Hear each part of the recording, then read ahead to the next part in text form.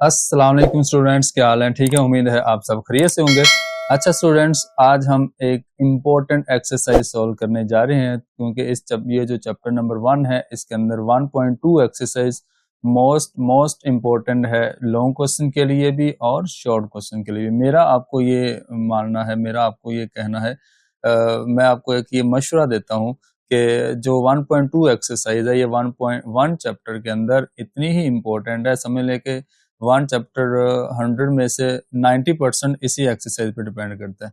ठीक है, तो लिहाजा आपने इस एक्सरसाइज को बहुत बहुत अच्छी तरह तैयार करना है। इसका हर कॉन्सेप्ट, हर क्वेश्चन को आपने बहुत अच्छी तरह डील करना है और इसको आपने अच्छे से प्रैक्टिस कर लेनी इनकी, ताकि आपका पेपर में जब भी क्वेश्चन आए इस एक्सरसाइज से तो आप उसको कर सकें। तो बच्चे स्टार्ट करते हैं 1.2 एक्सरसाइज। तो सबसे पहले मैंने जो आपको इम्पोर्टेंट एक कॉन्सेप्ट बताना है वो है सर्ड। बच्चों सर्ड क्या है? तो सबसे पहले मैं आपको ये बताता हूँ कि सर्ड जो है ना, ये एक इर्रेशनल का दूसरा नाम है। तो मतलब कि आप ये समझ लें कि जो सर्ड है, अगर मैं आपको थोड़ा सा मतलब कि इसको साइड पे बताऊं, जो मैंने इसके बारे में थोड़ी इन्फॉर्मेशन लिखी है। बच्चों ये देखें, लिखा हुआ है कि surd is an other name of irrational number. मतलब ये है कि जो एक इर्रेशनल नंबर होता है ना, उसको हम क्या बोलते हैं? सर्ड बोलते हैं।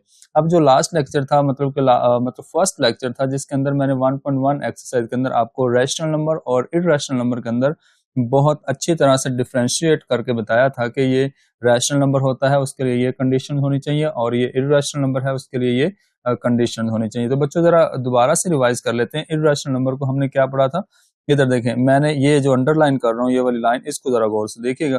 बच्चे मैंने लिखा हुआ है कि non square number is equal, मतलब नॉन स्क्वायर नंबर का अगर हम स्क्वायर रूट कर लेंगे तो वो आपके पास क्या होगा? इर्रेशनल नंबर होगा। तो नॉन स्क्वायर नंबर आपके पास बहुत ज्यादा नंबर होते हैं और एक होता है स्क्वायर नंबर। अब जरा गौर कीजिएगा, ये मेरे पास लिखा हुआ है 4। तो 4 का जब हम स्क्वायर रूट लेंगे तो वो आपके पास क्या आएगा? 2। और मैंने आपसे कहा था कि जब आपके पास स्क्वायर नंबर होगा तो उसका हम स्क्वायर रूट लेंगे तो वो आपके पास क्या होगा? रैशनल नंबर होगा। अगर यहाँ पे मैं एक नॉन स्क्वायर नंबर ले लेता हूँ, नॉन स्क्वायर नंबर का मतलब अगर मैं यहाँ पे 3 ले लेता हूँ तो 3 का स्क्वायर रूट क्या हो जाएगा? ये आपके पास ऊपर वाला रैशनल हो गया। ठीक है, और नीचे वाला जो होगा नंबर हमारे पास, ये हमारे पास इसका आंसर जो होगा वो हमारा डेसिमल पॉइंट के अंदर आएगा और आफ्टर द डेसिमल पॉइंट हमारे पास जो डिजिट्स होंगे वो एक खास पैटर्न के साथ आगे नहीं बढ़ेंगे तो वो आपके पास क्या होगा? वो बच्चों आपके पास होगा इर्रेशनल नंबर। इसका मतलब ये है कि ये जो आपके पास अंडर रूट 3 है ये एक्चुअली एक तरह का सर्ड भी है और इर्रेशनल नंबर है। अब मैं सिंपल अल्फाज में आपको बता देता हूँ मतलब सर्ड है क्या। सर्ट के अंदर को पहले तो सर्ट की डेफिनेशन समझने के लिए आपको दो चीजों का पता होना चाहिए। एक तो बच्चों आपको रेडिकल का पता होना चाहिए और दूसरा आपको किसका पता होना चाहिए? दूसरा आपको रेडिकेंड का पता होना चाहिए। अब देखें, अगर कोई भी नंबर है मेरे पास, फॉर एग्जांपल x है, उसके ऊपर मैं लगा देता हूँ स्क्वायर रूट। बच्चों ये जो स्क्वायर रूट वाला नंबर होता है ना, इसको हम बोलते हैं रेडिकल एक्सप्रेशन। तो ये जो स्क्वायर रूट है ना, स्क्वायर रूट, इसको हम रेडिकल बोलते हैं। क्या बोलते हैं? रेडिकल। समझ के बात? अच्छा, और हम आपने ये सीखा कि अगर किसी भी नंबर के ऊपर स्क्वायर रूट लग जाएगा तो उसको हम रेडिकल नंबर या रेडिकल फॉर्म या रेडिकल एक्सप्रेशन बोलते हैं। अच्छा, अब उस रेडिकल के अंदर, मतलब कि स्क्वायर रूट के अंदर जो वैल्यू लिखी होती है, स्क्वायर रूट के अंदर जो वैल्यू लिखी होगी, कोई भी लिखी हुई है, जैसे भी लिखी हुई है बच्चों, उसको हम बोलते हैं रेडिकेंड। क्या बोलते हैं? रेडिकेंड बोलते हैं। ये लिखा हुआ है रेडिकेंड। तो सिंपल ये है कि जो स्क्वायर रूट के अंदर वैल्यू लिखी होती है वो आपके पास क्या होनी चाहिए? उसको हम बोलते हैं रेडिकेंड। अच्छा, समझ गए? अच्छा, रेडिकेंड क्या होता है? जो स्क्वायर रूट के अंदर वाली वैल्यू होती है और स्क्वायर रूट वाली पूरी ओवरऑल वैल्यू को हम बोलते हैं रेडिकल एक्सप्रेशन और जो सिंपल स्क्वायर रूट होता है उसको हम बोलते हैं रेडिकल। अच्छा, अब देखें, आपसे डेफिनेशन सर्ट की कुछ इस तरह से कही गई है। आपसे कहा गया बच्चों कि आपके पास ये देखें, डेफिनेशन में ये लिखा हुआ है कि आपने क्या करना है? N irrational radical. बहुत जबरदस्त बात लिखी है। इर्रेशनल रेडिकल का मतलब आपके पास एक स्क्वायर रूट होना चाहिए। मतलब सिंपल आपके पास एक स्क्वायर रूट होना चाहिए। ये देखो ना, रेडिकल होना चाहिए। ठीक है, रेडिकल का मतलब स्क्वायर रूट होना चाहिए with rational radicand. With rational radicand का मतलब बच्चों जो रेडिकेंड होगा, अंदर वाली वैल्यू होगी, वो आपके पास किस तरह का नंबर होना चाहिए? एक रैशनल नंबर होना चाहिए। क्या होना चाहिए? एक रैशनल नंबर। मतलब आप कोई भी नंबर ले सकते हो। फॉर एग्जांपल यहाँ पे आप 3 लिख लो या आप 5 लिख लो, या आप मतलब नॉन स्क्वायर नंबर लिखना है आपने, ये बात इंपॉर्टेंट है। यहाँ पे आपने कौन सा नंबर लिखना है, नॉन स्क्वायर नंबर। बच्चों नॉन स्क्वायर नंबर आपने लिखना है। आप 8 लिख सकते हैं, आप 7 लिख सकते हैं, ठीक है। आप यहाँ पे 6 लिख सकते हैं, कोई भी नंबर लिख लें। अगर हम ऊपर से स्क्वायर रूट को हटा दें तो ये जो सिंपल नंबर 6 लिखा हुआ है ये आपके पास एक रैशनल नंबर बनेगा, ठीक है। अगर हम किसी ये एक्चुअली नॉन स्क्वायर नंबर है, अगर हम नॉन स्क्वायर नंबर का स्क्वायर रूट ले लेंगे तो ये बच्चों आपके पास जो वैल्यू होगी इसको हम बोलेंगे सर्ड बोलेंगे। सिंपल, मैंने आपको शुरू में बता दिया कि जो इर्रेशनल नंबर होता है ना उसी को हम एक्चुअली बोलते हैं सर्ड बोलते हैं।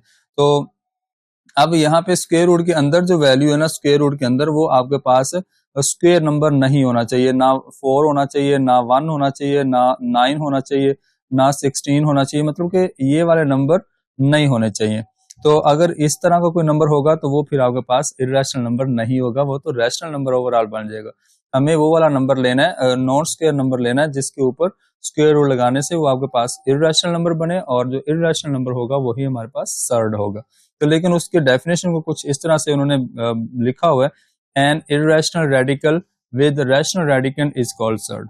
अच्छा बच्चों, अब इसके बारे में हम पढ़ लेते हैं। ये देखो साइड पे जो लिखा हुआ है ना, रिमेंबर डैट के अंदर एक बहुत ही जबरदस्त इंफॉर्मेशन लिखी हुई है।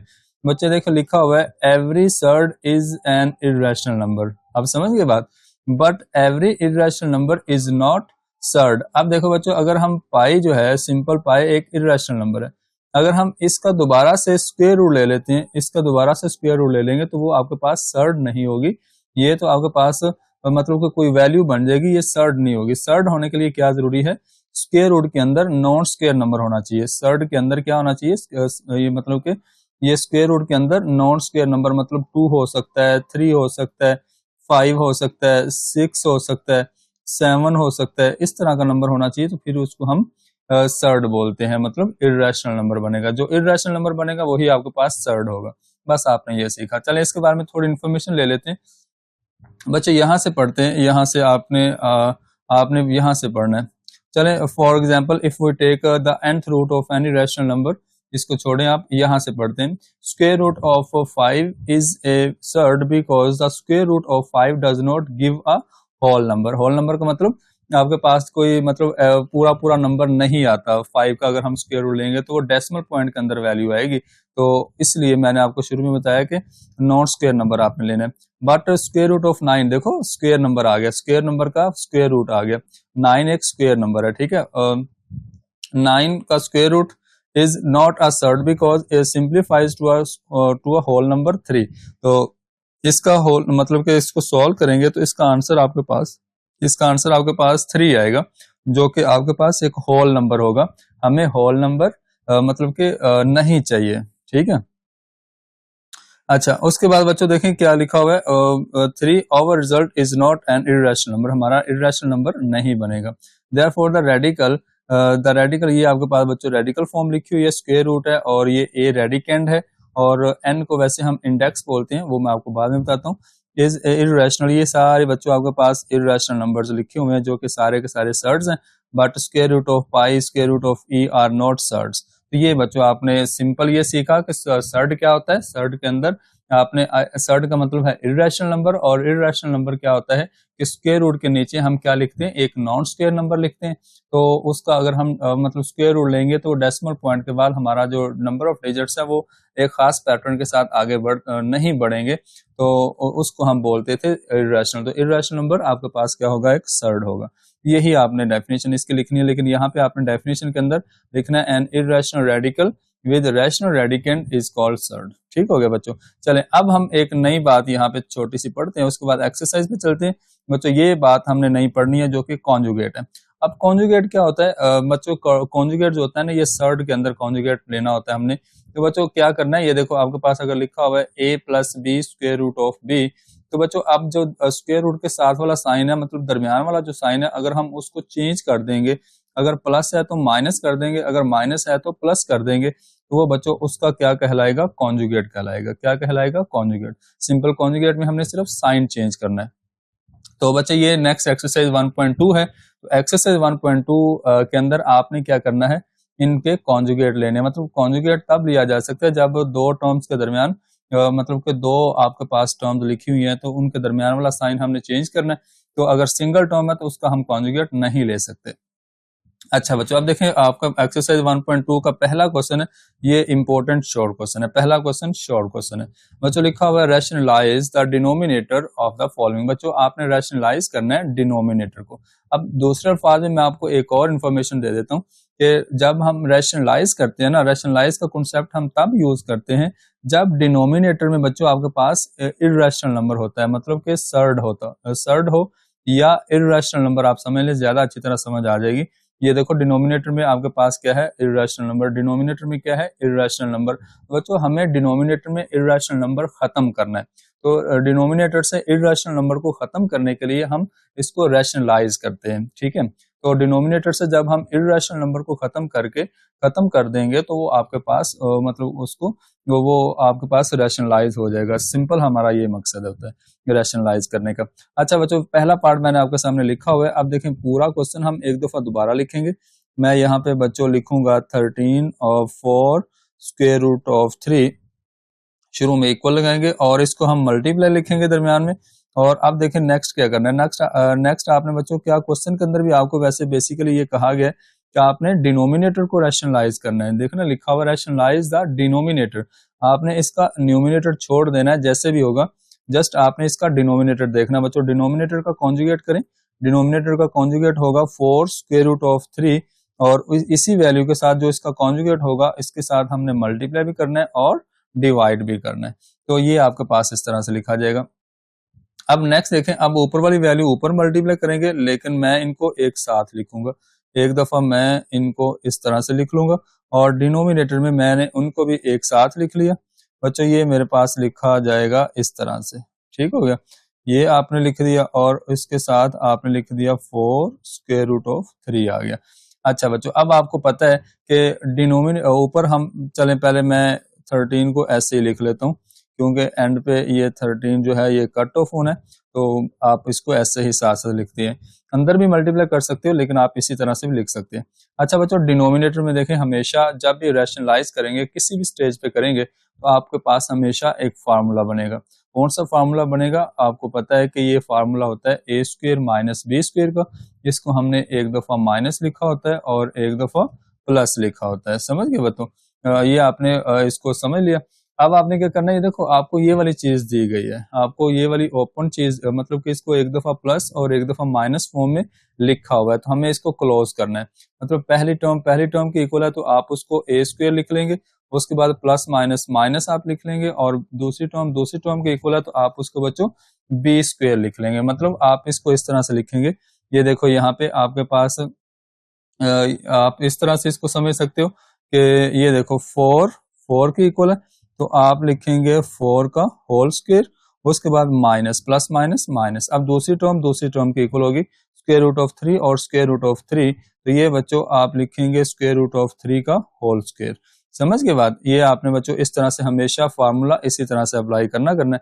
अब ऊपर आप इसको ऐसे ही रखेंगे 13 4 minus square root of 3 over, अब बच्चों 4 का स्क्वायर बताओ क्या आता है, ये आपके पास 16 होगा और ये स्क्वायर रूट से हो जाएगा कट ऑफ और बाकी बचेगा -3। अच्छा जी, अब बच्चों देखें करना क्या है। अब हम आपने लिखना है इसको ऊपर 13 into 4 minus square root of 3 वैसे ही आएगा और डिनोमिनेटर में आपके पास 16 में से 3 को माइनस किया तो आपको 13 मिलेगा। तो ये 13 से बच्चों 13 कट ऑफ कर दें तो आपका फाइनल आंसर आएगा 4 माइनस स्क्वायर रूट ऑफ 3। ये आपके पास बच्चों आ जाएगा आंसर। आप देखें डिनोमिनेटर से आपने क्या किया, स्क्वायर रूट वाली टर्म को खत्म कर दिया। तो ये आपके पास बच्चों इसका आ जाएगा फाइनल आंसर। अब देखें नेक्स्ट आपके पास ये सेकंड पार्ट है, सेम इसी तरह से आपने सोल्व करना है जैसे आपने अभी अभी ये वाला क्वेश्चन सोल्व किया। सब क्वेश्चन का मेथड एक जैसे। अब मजे की बात बताऊं आपको, ये जो सेकंड पार्ट है इसमें डिनोमिनेटर में हमने इसका रैशनलाइज करना है, मतलब कि इसको डिनोमिनेटर को आपने यूज करना है। तो यहाँ पे आपके पास सिंगल टर्म है तो हम क्या लिखेंगे, हम एक दफा क्वेश्चन को कंप्लीट दोबारा लिखा, क्वेश्चन को मैंने लिखा दोबारा से और इसको हम नेक्स्ट इस तरह से यूज करेंगे, मल्टीप्लाई लगाएंगे। अब इसका तो कॉन्जुगेट तो हम ले नहीं सकते, डिनोमिनेटर का हमेशा आपने कॉन्जुगेट लेना है। तो कॉन्जुगेट तब होता है जब दो टर्म्स लिखी होती हैं, तो इसको हम सेम वैल्यू के साथ मल्टीप्लाई और डिवाइड कर देंगे सेम वैल्यू के साथ। अच्छा बच्चों, अब देखें अब क्या होगा। अब ऊपर आप इन दोनों को मल्टीप्लाई करेंगे, तो चले मैं एक दफा इसको एक साथ लिख देता हूं।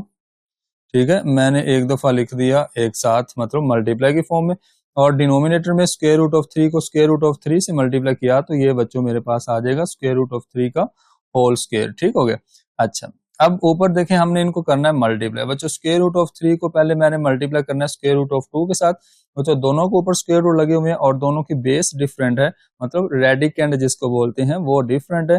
तो 2 को 3 से मल्टीप्लाई किया तो ये 6 बन गया, और इसको 1 टाइम स्क्वायर रूट के अंदर लिख लिया। ठीक है, प्लस अब बच्चों मैंने स्क्वायर रूट ऑफ 3 को स्क्वायर रूट ऑफ 5 से मल्टीप्लाई करने, तो अब दोबारा से दोनों का जो डिनोमिनेटर है, मतलब डिनोमिनेटर कह रहा हूँ, इसका जो रेडिकेंड है या बेस है स्क्वायर रूट के अंदर वाली वैल्यू है वो डिफरेंट नंबर है। तो 5 को 3 से मल्टीप्लाई किया तो 15, और ऊपर 1 टाइम हमने क्या ले लिया, स्क्वायर रूट ले लिया। अच्छा, डिनोमिनेटर में देखें क्या है, स्क्वायर स्क्वायर रूट से कट कर दें, आपके पास क्या आ जाएगा, आंसर 3 आ जाएगा डिनोमिनेटर में। डिनोमिनेटर से आपका स्क्वायर रूट वाली टर्म खत्म होगी, सिंपल आपके पास एक नंबर लिखा गया जो कि स्क्वायर रूट के बगैर है, तो हमारा ये फाइनल आंसर आ जाएगा। ठीक हो गया बच्चों। अब नेक्स्ट देखें, नेक्स्ट थर्ड वाला पार्ट है। थर्ड वाला पार्ट भी सेम आपके पास वैसे ही है, मैंने इसको एक दफा ऐसे लिख लिया और पूरा क्वेश्चन हमने एक दफा वैसे ही लिखना होता है। अब देखें दोबारा से हमने इसको रैशनलाइज करना है, तो डिनोमिनेटर में देखें आपके पास स्क्वायर रूट ऑफ 5 है, सिंगल टर्म है, तो आप सिंगल टर्म के साथ ही मल्टीप्लाई और डिवाइड करवा देंगे। आपने जब मल्टीप्लाई डिवाइड करवा दिया तो ऊपर वाली वैल्यू ऊपर मल्टीप्लाई होगी और नीचे वाली वैल्यू नीचे मल्टीप्लाई होगी। तो मैं इसको इसी तरह लिख देता हूँ एक साथ करके, और डिनोमिनेटर में दोनों वैल्यू सेम है, मल्टीप्लाई हो रही है, तो ये बच्चों मेरे पास बन जाएगा इसका होल स्क्वायर बन जाएगा। ठीक हो गया। अच्छा, अब देखें अब हमें करना क्या है, अब हमें इसको अंदर करना है मल्टीप्लाई। अब आप इसको अंदर मल्टीप्लाई करना चाहते हैं तो आप मल्टीप्लाई कर दें, अगर आप मतलब अंदर इसको मल्टीप्लाई नहीं करना चाहते तो कोई इशू नहीं है। देखें स्क्वायर रूट ऑफ 5 को स्क्वायर रूट ऑफ 2 के साथ करना है मल्टीप्लाई, तो बच्चों 2 को 5 से किया मल्टीप्लाई तो वो आपके पास बन जाएगा 10, स्क्वायर रूट आ जाएगा मेरे पास 1 टाइम आ जाएगा। ठीक हो गया। अच्छा, अब बच्चों स्क्वायर रूट ऑफ 5 को आपने किसके साथ मल्टीप्लाई किया, 1 के साथ, तो क्या आएगा, स्क्वायर रूट ऑफ 5 आ जाएगा। तो डिनोमिनेटर में स्क्वायर स्क्वायर रूट से कट होकर सिंपल 5 बच जाएगा, जो कि इसका फाइनल आंसर आ जाएगा। अब देखें बच्चों नेक्स्ट आपके पास जो इसके जो नेक्स्ट 4, 5, 6 पार्ट है, ये थोड़े इंटरेस्टिंग है, इसमें थोड़ा ज्यादा काम करने वाला, लेकिन इतना भी नहीं है, जस्ट हमें इनको सिंप्लीफाई करना है। अच्छा बच्चों देखें क्या लिखा हुआ है आपके पास, ये क्वेश्चन नंबर 4 है, इसके ऊपर भी 2 टर्म्स हैं, नीचे भी 2 टर्म्स हैं, लेकिन हमें रैशनलाइज किसके हिसाब से करना है, डिनोमिनेटर के हिसाब से, नीचे वाली वैल्यू के हिसाब से। तो मैं एक दफा इस क्वेश्चन को कंप्लीट वैसे ही लिख लूंगा जैसे हमारे पास लिखा हुआ है, ताकि हम इसको अच्छे से एक्सप्लेन कर सके। अच्छा जी बच्चों, डिनोमिनेटर के हिसाब से हमने रैशनलाइज करना है, तो आपने क्या किया, 6 माइनस इसका कॉन्जुगेट क्या होगा, 6 minus 4 square root of 2 over. अब बच्चों डिनोमिनेटर में भी सेम हम लिखेंगे, सेम कॉन्जुगेट को हम ऊपर भी लिखते हैं और डिवाइड भी कर देते हैं। अच्छा जी, अब बच्चों जरा गौर करें, ऊपर आपके पास ये वाली टर्म और ये वाली टर्म एक जैसी है, सेम साइन है, सेम वैल्यूज हैं, तो और मल्टीप्लाई हो रही हैं, तो हम क्या करेंगे, इनका बच्चों होल स्क्वायर बना लेंगे। हम लिखेंगे 6 माइनस 4 स्क्वायर रूट ऑफ 2 का होल स्क्वायर, क्योंकि सेम साइन होते हैं जब, तो सेम वैल्यूज मल्टीप्लाई हो रही होती हैं, तो उनका होल स्क्वायर बनाते हैं। और डिनोमिनेटर में भी मैं इनको एक साथ जरा लिख देता हूँ, मैं लिखूंगा 6 प्लस 4 और 6 माइनस 4 स्क्वायर रूट ऑफ 2, वैसे ही आ जाएगा। अच्छा जी, अब बच्चों यहाँ पे ना हमने एक काम करना है, यहाँ पे हमने एक फार्मूला ओपन करना है। तो ऊपर होल स्क्वायर है, तो ऊपर होल स्क्वायर का फार्मूला हम ओपन जब करेंगे, बच्चों जरा गौर करें, ये जो आपके पास 6 है ना, 6 ये आपके पास a की वैल्यू है, और ये पूरी 4 स्क्वायर रूट ऑफ 2 जो है ये आपके पास b की वैल्यू है। तो फार्मूला कौन सा लगेगा, फार्मूला हमारे पास लगेगा a माइनस बी का होल स्क्वायर। तो हम लिखेंगे a स्क्वायर, मतलब आप इस तरह से भी लिख सकते हैं, a square plus b square minus 2ab, आप इस तरह से भी लिख सकते हैं इसको फार्मूले को, या फिर आप अगर इस तरह लिखना चाहते हैं minus 2ab plus b square, आप इस तरह से भी लिख सकते हैं, तो वो भी सही है, लेकिन मैं इसको इस तरह से यूज करूंगा, a square plus b square minus 2ab। ठीक है, चलें पहले हम यही फार्मूला यूज करते हैं। बच्चों जरा गौर कीजिएगा, फार्मूला ये है कि मैंने इसको लिखना है, पहले लिखना है a स्क्वायर, तो a का मतलब क्या है, 6 है बच्चों, a का मतलब 6 है, तो 6 का स्क्वायर, प्लस अब मैंने b स्क्वायर लिखना है, तो b का मतलब क्या है, 4 स्क्वायर रूट ऑफ 2 का होल स्क्वायर, ये मेरे पास आ जाएगा b स्क्वायर। अब -2 फार्मूले का आ जाएगा और a भी आ जाएगा। a का मतलब 6 है और b का मतलब 4 स्क्वायर रूट ऑफ 2 है। समझ गए बच्चों, मैंने यहाँ पे लगा दिया फार्मूला ओपन कर दिया। अब डिनोमिनेटर में आपको पता है हमेशा वो a square minus b square वाला फार्मूला यूज होता है। जब a square minus b square वाला फार्मूला यूज होगा, ये देखो फर्स्ट टर्म के इक्वल है, तो ये मैं लिखूंगा 6 का होल स्क्वायर, उसके बाद बच्चों सेकंड टर्म के इक्वल होनी चाहिए, तो ये देखो 4 square root of 2 4 square root of 2, तो ये दोनों टर्म्स आपके पास मतलब कि एक जैसी हैं, इसका अलग से होल स्क्वायर बन जाएगा। तो ये सेपरेट स्क्वायर का फार्मूला बनेगा डिनोमिनेटर में। हमेशा जब भी आप रैशनलाइज करेंगे तो डिनोमिनेटर में आपके पास सेपरेट स्क्वायर का फार्मूला यूज होगा। अच्छा बच्चों, अब नेक्स्ट हम इसको सोल्व कर लेते हैं। तो बच्चों 6 का स्क्वायर क्या हो जाएगा, 6 का स्क्वायर आपके पास हो जाएगा 36। अच्छा, यहाँ पे अब क्लैश है। अब यहाँ पे आपने एक काम करना है बच्चों, 4 का स्क्वायर आपने सेपरेट कर लेना है और स्क्वायर रूट ऑफ 2 का स्क्वायर आपने सेपरेट कर लेना है। दोनों की पावर 2 आपने अलग अलग कर लेनी है, दरमियान में आपने कोई साइन नहीं लगाना, ब्रैकेट्स लगानी है, मतलब मल्टीप्लाई फॉर्म है। उसके बाद लास्ट पे देखें बच्चों, अब 2 6 के साथ मल्टीप्लाई होगा तो 12 को 4 से मल्टीप्लाई करेंगे तो हमारे पास आएगा 48। अब स्क्वायर रूट ऑफ 2 हमारे पास मल्टीप्लाई नहीं हो सकता साथ, ये जस्ट साथ लिखा जा सकता है। तो मतलब ये देखो ना जरा, 2 की पावर 1 है, 6 की पावर 1 है और 4 की पावर भी 1 है, लेकिन अब ये जो 2 है इसकी पावर स्क्वायर रूट है, स्क्वायर रूट का मतलब 1/2 है, इसकी पावर डिफरेंट है, तो इसको हम मल्टीप्लाई नहीं कर सकते। जिनकी सेम पावर होती है उनको हम मल्टीप्लाई करते होते हैं। ये आपके पास बच्चों 4 मतलब कि 6 2 12, 12 को 4 से मल्टीप्लाई करेंगे तो क्या आएगा, ये आपके पास आएगा 48 आएगा। क्या आएगा, 48। उसके बाद बच्चों 7 स्क्वायर रूट ऑफ 2 वैसे ही लिखा जाएगा क्योंकि इसको हम मल्टीप्लाई नहीं कर सकते, मतलब मल्टीप्लाई की फॉर्म में आ सकता है 7। उसके बाद बच्चों डिनोमिनेटर में बच्चों देखो क्या आएगा, 6 का स्क्वायर क्या आएगा 36 माइनस, दोबारा से हम यहाँ पे 4 का स्क्वायर सेपरेट कर लेंगे और स्क्वायर रूट ऑफ 2 का स्क्वायर हमने बच्चों सेपरेट कर लिया। ये जरूरी है क्योंकि दो वैल्यूज का होल स्क्वायर है, तो दो टर्म्स का होल स्क्वायर है, तो हम इसको सेपरेट कर देंगे। अच्छा जी, अब बच्चों देखें नेक्स्ट क्या करना है। नेक्स्ट आपने इस 36 को रखा एज इट इज प्लस, अब बच्चों इस 4 का स्क्वायर क्या हो जाएगा, ये आपके पास 16 हो जाएगा और ये स्क्वायर रूट से कट होके 2 आएगा और ये 16 के साथ मल्टीप्लाई होगा। ठीक है, उसके बाद लास्ट में देखें बच्चों 48 स्क्वायर रूट ऑफ 2 आपके पास एज इट इज आ जाएगा, इसको हम एज इट इज रखेंगे। ठीक हो गया बच्चों। अब देखें डिनोमिनेटर में क्या होगा, 36 एज इट इज आ गया। उसके बाद बच्चों 4 का स्क्वायर क्या आएगा 16 वैसे ही आ जाएगा और ये भी स्क्वायर रूट से कट होकर 2 साथ मल्टीप्लाई हो जाएगा। चलें, अब आप देखें बच्चों सेकंड लास्ट पे हमारे पास क्या है कि आपने क्या करना है, इस 36 को और इन दोनों को मल्टीप्लाई करें, 16 2 का क्या होता है 32, इन दोनों को हमने करना है प्लस और -48 स्क्वायर रूट ऑफ 2 वैसे ही रखना है और बच्चों डिनोमिनेटर में 36 एज इट इज आएगा और इन दोनों को मल्टीप्लाई किया आपस में तो ये भी आपके पास आएगा 32 आएगा। अच्छा, अब देखें बच्चों नेक्स्ट क्या करना है, आपने इन दोनों को कर लेना है ऐड, 36 प्लस 32, 36 प्लस 32 क्या होता है बच्चों, ये आपके पास हो जाएगा 68 हो जाएगा, -48 ये वैसे ही रहेगा, 48 स्क्वायर रूट ऑफ 2 और डिनोमिनेटर में बच्चों 36 में से आपने 32 को करना है माइनस, तो आपको क्या मिलेगा, आपको मिलेगा बच्चों यहाँ पे 4। अच्छा, अब जरा गौर करें, यहाँ पे आपके पास क्या है, आपने ऊपर से ना 4 को कॉमन करना है। ऊपर से आपके पास यहाँ पे दो तरीके हैं, आप या तो डायरेक्ट ऊपर से 4 कॉमन कर लें, जब आप ऊपर से 4 कॉमन करेंगे तो आप देखें क्यों कैसे पता चलेगा 4 कॉमन करना है, क्योंकि डिनोमिनेटर में 4 है, तो आपने बच्चों 64 में से 4 को लेना है बाहर कॉमन और 48 में से 4 को बाहर कॉमन लेना है।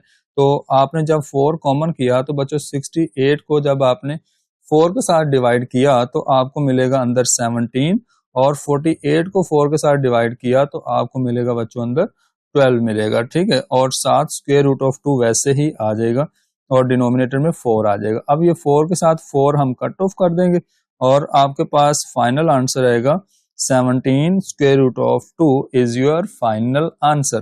थोड़ा लेंथी था लेकिन मुश्किल जरा भी नहीं है, सिर्फ कैलकुलेशन है। तो बच्चों कैलकुलेशन आप लोगों की स्ट्रॉन्ग होनी चाहिए, कैलकुलेशन में आप माहिर हो तो फिर मजा आएगा। ठीक है, अच्छा जी, अब बच्चों देखें क्या करना है। अब नेक्स्ट आपके पास ये इसका 5 वाला पार्ट है। अच्छा बच्चों, इसमें आपने इसको रैशनलाइज करना है, तो आपको पता है कि आप क्या कर रहे हो, डिनोमिनेटर के हिसाब से इसको रैशनलाइज कर रहे हो। तो आप क्या करें, एक दफा ना क्वेश्चन को दोबारा लिख लें। ये ले, मैंने लिखा square root of 3 minus square root of 2 over square root of 3 plus square root of 2। ठीक हो गया बच्चों, हमने इसको रैशनलाइज करना है। तो रैशनलाइज क्या करना है, डिनोमिनेटर का जो कॉन्जुगेट है उसके साथ हम मल्टीप्लाई डिवाइड करेंगे।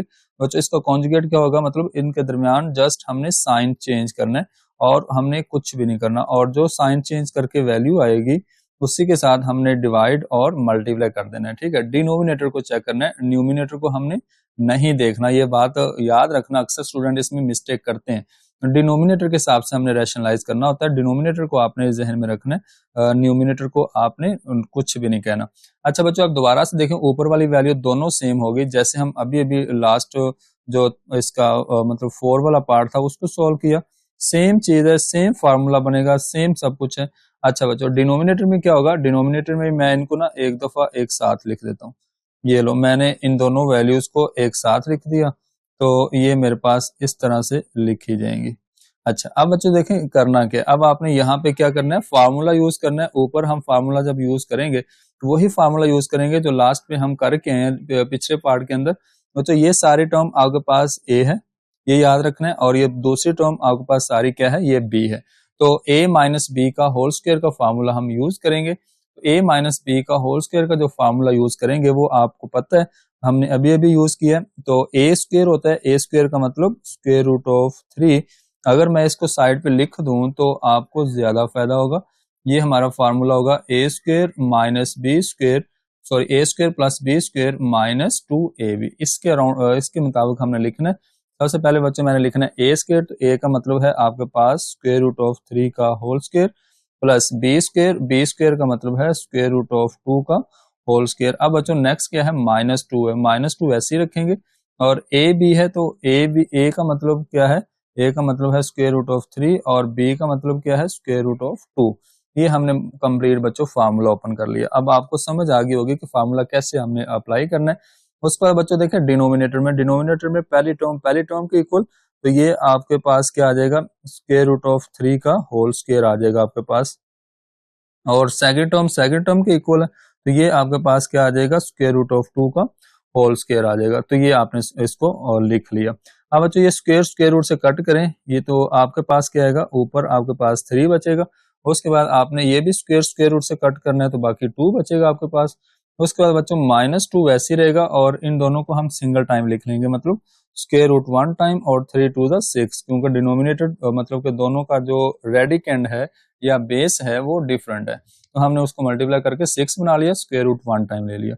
अब डिनोमिनेटर में बच्चों स्क्वायर रूट से कट कर दो, तो ये आपके पास क्या आएगा, 3 माइनस 2 आएगा।